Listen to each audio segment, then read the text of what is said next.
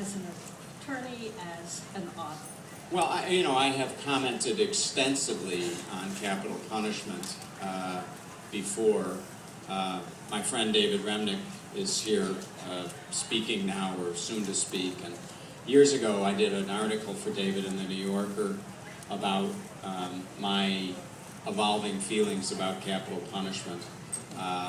And I basically went from a prosecutor who was willing to live with it to a defense lawyer and then a member of the Death Penalty Commission in Illinois who just simply couldn't make any sense of it, and who felt that the death penalty basically rests on a faulty premise that we can kind of create moral order out of something that is bound to function so haphazardly.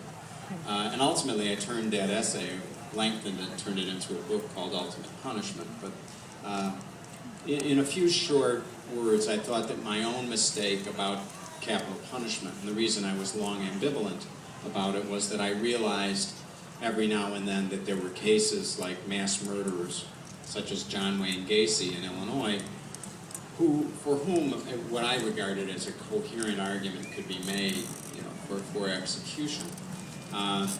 And in time, as I worked inside the capital punishment system as a lawyer and eventually on this reform commission, I realized that was the wrong question.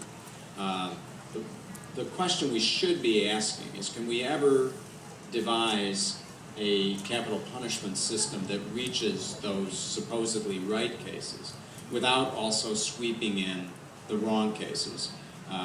Cases of people who are innocent, and I believe it's inevitable.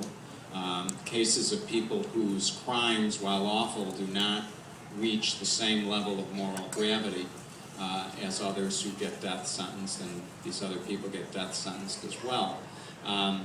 And after years of thinking about this, I concluded the answer to that question is no. The law just simply cannot sift that fine.